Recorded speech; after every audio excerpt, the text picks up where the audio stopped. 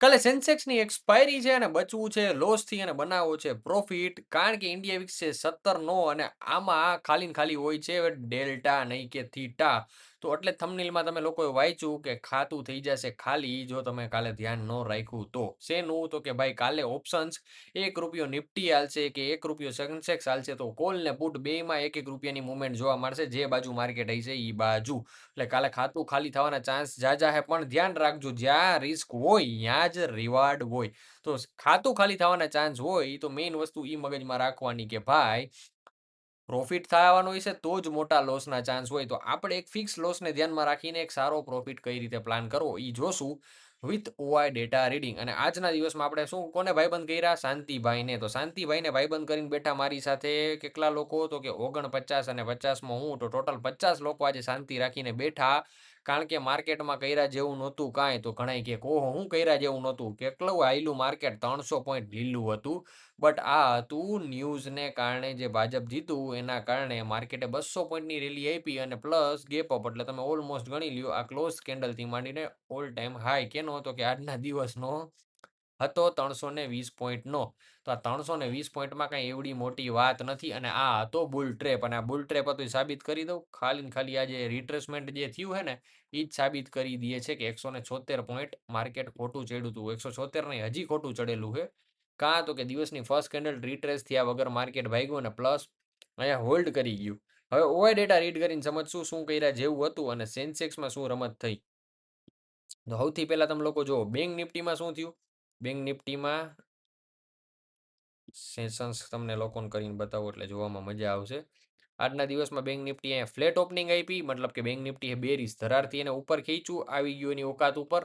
નિફ્ટીમાં છે ટ્રેપ એટલે Nifty ગ્રીનમાં close આપ્યો એટલે નિફ્ટી કાલે પડશે એવી સંભાવના છે. બરોબર, જે લોકો મારી સાથે લર્નિંગ ગ્રુપમાં છે એને એક એડવાન્સ ટ્રેડ પ્લાન મળી ગયો છે એટલે એ લોકો એની પ્લાનિંગથી બેઠેલા છે વસ્તુ હોલ્ડ કરીને. તમારે પણ માર્કેટ બંધ થયા પહેલા જ એક પ્લાનિંગ સમજવું હોય કે કાલ માર્કેટ ક્યાં જશે અને એના બેઝ ઉપર ટ્રેડ પ્લાન કરતા શીખવું હોય તો લર્નિંગ ગ્રુપમાં તમે લોકો જોડાઈ શકો છો. નીચે આપણે ટેલિગ્રામની લિંક છે ત્યાંથી તમે સંપર્ક કરી શકો છો. એના સિવાય આપણો મોબાઈલ નંબર છે અને કોઈ પણ જાતનું કંઈ પણ માર્કેટ રિલેટેડ લર્નિંગ કરવું હોય તમે શનિ રવિ બિંદાસથી મને મેસેજ કરીને એક મારો ટાઈમ લઈ શકો છો. હું વિધાઉટ એની કોસ્ટ તમને લોકોને શીખડાવીશ. સો હા, લર્નિંગ ગ્રુપની ફીસ છે વળી એમ ન કહેતા કે અહીંયા તમે કીધું ફ્રીમાં શીખડાવશો એટલે હું શનિ રવિ જ્યારે ફોન ઉપર તમને લોકોને ફ્રી ઓફ કોસ્ટ શીખડાવીશ. બરોબર. અમુક ઘણા એવા મેસેજ આવે છે કે સાહેબ મને ટ્રેડ કરવું પ્રોફિટ થાય છે પણ પ્રોફિટ પચતો નથી. એટલે એમની જે કહેવાય ને કે કેપિટલ મેનેજમેન્ટ પ્રોપર નથી એ સુધારવાનું અને ટ્રેડિંગ સાયકોલોજી સુધારવાનું. એના કોઈના કોર્સ બોર્સ કરવાનું ન હોય. એ ટ્રેડિંગ જનરલથી અને સિમ્પલ પ્રેક્ટિસથી સુધરી જાય. તો એ સુધારવા માટે હું હેલ્પ કરું તો ત્યારે તમે શનિ રવિ મારો ટાઈમ બિંદાસ લઈ શકો. મને એક મેસેજ ડ્રોપ કરવાનો હું જે ટાઈમ અવેલેબલ હઈશ ત્યારે કહીશ કે મને ફોન કરો. ઠીક છે. તો મેઇન પ્લાન કરીએ આપણે કાલના દિવસમાં સેન્સેક્સ અને નિફ્ટી બેંક નિફ્ટી પણ સમજાવીશ. બટ હવે ઘણાને જે ખુજલી છે ગોલ્ડનું શું થાય તો ગોલ્ડ ફેડની મિટિંગ આજે પતી જવા દો. બરોબર છે. ત્યારબાદ તમને રિઝલ્ટ ખબર પડી જશે. જો કે આ 15 મે સુધી મુંજાવરો કરાવવાનું છે. બટ મેઇન વાત કરી દઉં ગોલ્ડમાં અગર કોઈ બોટમ ફાઇન્ડ આઉટ કરવા માંગતું હોય તો બોટમ મતલબ કે લોંગ બોટમ નહીં એનું હજી જાજુ હોય ભાઈ. ગોલ્ડ તો બહુ ખરાબ જગ્યાએ જોવું. બટ કદાચ આ જે મુવમેન્ટ છે આ ક્યાં સુધી આવી શકે તો કે ભાઈ આ યાદ રાખો 4200 સુધી પણ આવી શકે છે ડાઉન સાઈડમાં. અને સિલ્વર તમને લોકોને કહી દઉં કારણ કે ગોલ્ડમાં ઘણા ઇન્ટરેસ્ટ છે ને તો સિલ્વરમાં ભાઈ ગમતું તો નથી પણ ચોહાઈઠે લઈ જવું જોઈએ. કારણ કે સિલ્વરમાં થોડીક હોપ છે આપણને. ઓકાદીની આ વર્ષમાં 230 250 વચ્ચેની જ છે. આનથી જાજી નથી. 3 લાખ એકવાર દેખાડી દે એમાંય ના નથી. બટ બસ એની ઓકાદે આવી ગયું. આપણે એકવાર જે અહીંયા નીચે ગયું હતું ને બરોબર 220 ત્યારે મેં કીધું હતું કે એકવાર 3 લાખ દેખાડવું જોઈએ. એકવાર 3 લાખ દેખાડી દીધા. હજી અગેન 280 અને સમથિંગ દેખાડવું જોઈએ. 280 અને 3 લાખ સમથિંગ એકવાર દેખાડવું જોઈએ. બસ પછી એની ઓકાદ આ જ છે એટલામાં જ ટ્રેન્ડ કરશે. અને આપણું ગોલ્ડ ઇન્ડિયનમાં હું તમને કહું તો 140 સમથિંગે જોવા મળી જશે. બરોબર 10,000 પોઈન્ટ અહીંથી નીચે 10 નહીં 20,000 થાય. 50 ગણી ના લો ને રાઉન્ડ ફિગર કરી નાખીએ તો. સો હવે વાત કરીએ મેઇન મુદ્દો જેની એક્સપાયરી પછી નિફ્ટી એનાલિસિસ પહેલા સેન્સેક્સ. તો મંથલી સોરી જય શ્રી કૃષ્ણ. તો મંથલી એક્સપાયરી છે કાલે 30ની અને આ એક્સપાયરીમાં આપણે લોકો જોઈ શકીએ છીએ કે એક જ દિવસ બાકી એટલે પ્રીમિયમ આમાં ઝીરો હોય એવું તમે લોકો સમજીને ચાલો. અને 77,500 કેટલા કોલ સેલ છે ભાઈ તો કે 7 લાખ. પુટ સેલ કેટલા તો કે 10 લાખ. હવે સેન્સેક્સમાં આપણે 5-5 લાખની વેલ્યુને ઇમ્પોર્ટન્ટ આપીએ તો તમે એવું સમજી ના લો કે સપોર્ટ જાજો છે રેઝિસ્ટન્સ ઓછું, બટ 78,000 મેજર રેઝિસ્ટન્સ છે. મેજર સપોર્ટ બનેલો હોય કેટલાય 77,000, એટલે મારી ગણતરી છે કાલે માર્કેટને લઈ જાઓ 76,500 77,000ની વચ્ચે, બરોબર.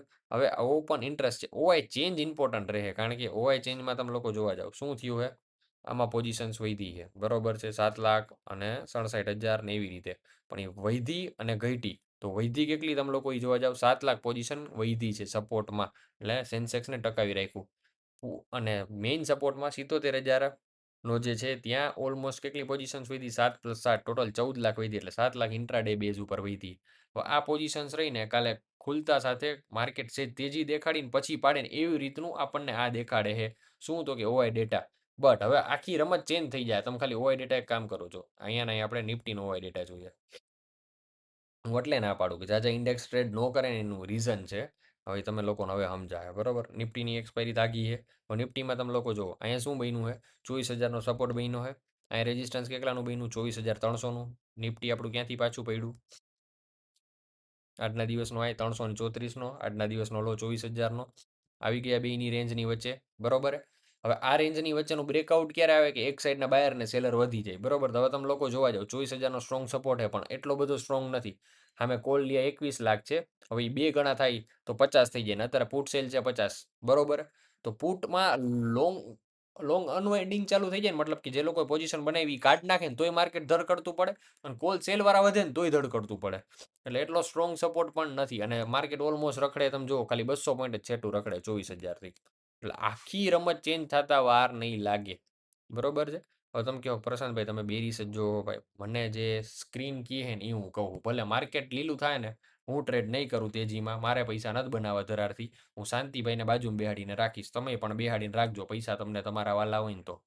હવે તમારે તમારા પૈસા વાલા રાખીને પૈસા બનાવવા ને, તો એના માટે તમે આ ચેનલ જોઈ શકો છો કે એમાં ઓછું રિસ્ક લઈ અને પ્રોપર જાજા પોઈન્ટ કાઢવા. જે સ્કેલ્પર છે એની જિંદગી ટૂંકી, 2-5 પોઈન્ટ લઈને હું નીકળી જાઉં, તો કારખાનામાં મજૂરી કરવી હારી, ફિક્સ રોજ મળશે. તમારે ટ્રેડિંગ કરવું હોય તો માઇન્ડમાં ફૂલ શાંતિ રાખવાની. 10 પોઈન્ટનું રિસ્ક લ્યો તો સામે 20 પોઈન્ટ લ્યો, અને સિમ્પલ નિફ્ટીનું મેં તમને મહામંત્ર આપી દીધું, મહિને 280 પોઈન્ટ જોઈએ નફો કરવા માટે. તો તમે રોજના 30 પોઈન્ટનો એસએલ રાખી, અને એ પણ કેવું કે ઇન્ડિયા વિક્સ ચેક કરો, ઓપ્શન પ્રીમિયમથી આલે ડિસ્કાઉન્ટથી ચેક કરો, ત્યારબાદ તમે 30 રૂપિયાનો એસએલ રાખો, 40 થી 60 પોઈન્ટનો ટાર્ગેટ રાખો, તો તમે પ્રોફિટેબલ રહ્યો. આટલું કરો તો ટ્રેડિંગ સિમ્પલ છે. હવે ડાયરેક્ટ મેન વાત કરું તો કે ભાઈ સેન્સેક્સનો ટ્રેડ પ્લાન સમજાવું. સેન્સેક્સની અંદર ઓપન ઇન્ટરેસ્ટ જોયા બાદ તમને ખબર પડી ગઈ 77,000નો સપોર્ટ છે, તો 77,000 ગેપ બન્યું, તો 77,000 જવાનું હોય. હવે આના 77,000નો પુટ રહ્યો ની સસ્તો હોય છે, જ્યારે 77,000 અડશે ને ત્યારે પુટ એક્ટિવ થાય, બરોબર છે.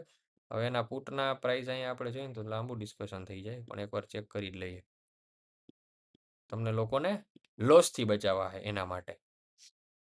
તો નિફ્ટી, આ સેન્સેક્સ રાતના અત્યારે વાગ્યા છે 11:15. વિડીયો બનાવવું તો કોમેન્ટ અને 5 મિત્રને શેર કરો તો વધારે મજા આવશે. 130 રૂપિયાનો આનો ભાવ આલે, કાલ ખુલશે એટલે આઉટ ઓફ ધ મની છે, એટલે આમાં પ્રીમિયમ થઈ ગયું છે 30 થી 50 રૂપિયા વચ્ચેનું. હવે 12 વાગ્યા સુધીમાં જો નથી પડતો, બરોબર, તો મોકો મળશે. જો 12 વાગ્યા પહેલા મળવા માંડે તો ફટ કરતોનો ભાવ વધી જાય, તો કાલે ક્વિક એન્ટ્રી પ્લાન કરવાનું રહેશે. ક્વિક એન્ટ્રી પ્લાન કરવા માટે 9 વાગ્યામાં આપણે લેવલ સેન્ડ કરી દેવું, માર્કેટ જે રીતે ઓપન થાય, કારણ કે 9 થી 9 ને 7 વચ્ચે માર્કેટ ક્યાં ઓપન થાય ને આપણને ખબર પડી જાય. તો કાલે એક્સપાયરી છે, તો કાલે લેવલ્સ આવશે, તો તમે ઇન્ટ્રાડેમાં હાજર રહીજો, મતલબ કે આપણા ટેલિગ્રામમાં ઇન્ટ્રાડેના ટાઈમની અંદર હાજર રહેજો, એક્ટિવ રહેજો. આજના દિવસમાં જે આ કેટલા જણાના વોટ છે, 77 જણા ચાલુ માર્કેટે મારી ભેગા હતા, બરોબર. જેને ટ્રેડ કર્યો એને લોસ થયો 19 જણાને, જેને પ્રોફિટ થયું 9 જણા હતા. સાચા ખોટા પ્રભુ શ્રી રામને ખબર.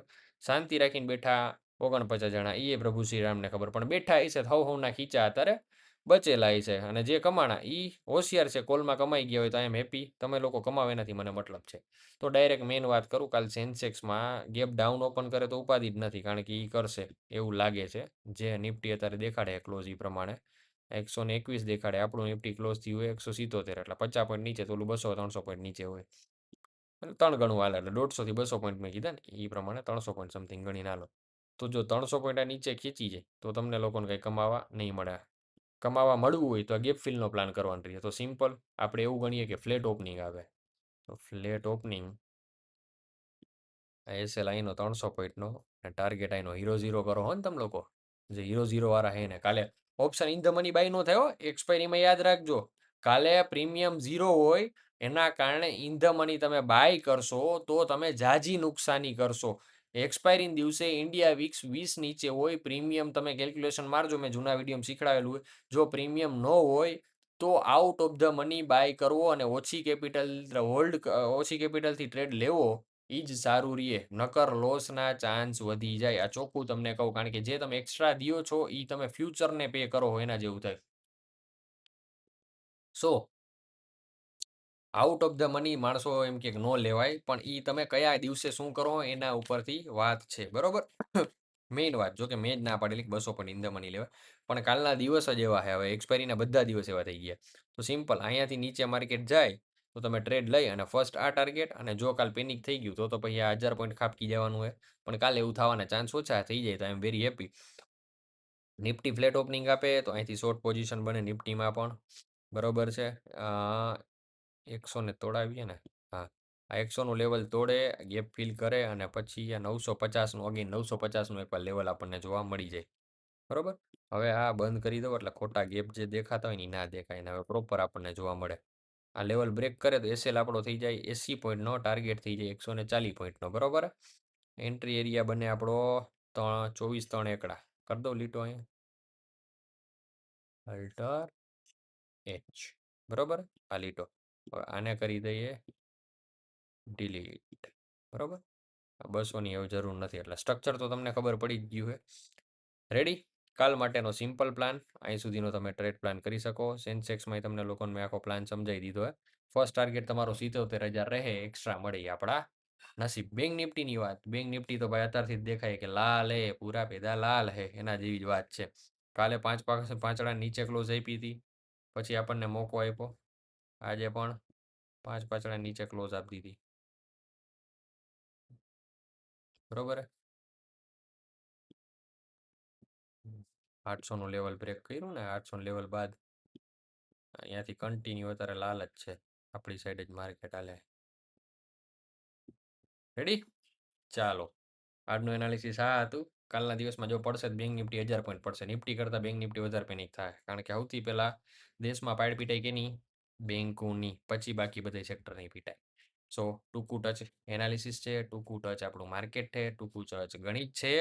અને નથી આવડતું તો પ્રશાંતભાઈ છે જ, પણ નીચે ટેલિગ્રામ ચેનલ ફોલો કરો, લાઇક કરો, અને વિડીયો પૂરો જોયો હોય તો કંઈક કોમેન્ટ કરો. મળીએ નેક્સ્ટ વિડીયોમાં. જય હિન્દ, જય ભારત.